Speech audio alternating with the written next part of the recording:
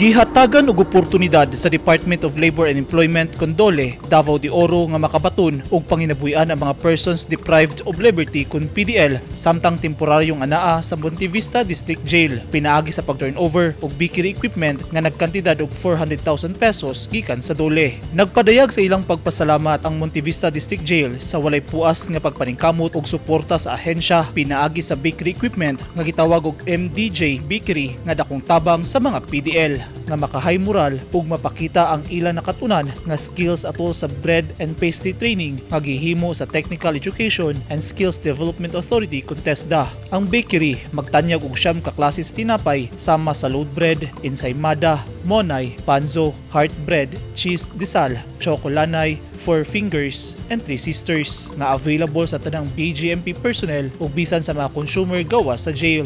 Dunasay gihimong inauguration ug blessing ceremony sa isolation facility nga mahimong puy-anan sa mga PDL nga makasinati og mild hangtod moderate symptoms sa COVID-19. Kahinumduman nga ato sa pandemya, nag-implementa ang ahensya og ubang preventive measures aron makahinabi sa mga PDL ang ilang pamilya nga dili na kinahanglan og physical contact sama sa idalaw program ug pagbutang og glass barriers ug paggamit sa radio type equipment alang sa komunikasyon kung aduna sila'y mga bisita.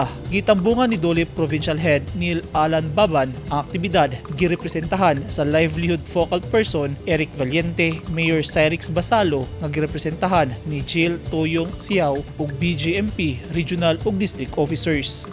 Eugene Hinutan, Newsline Philippines. Stay safe.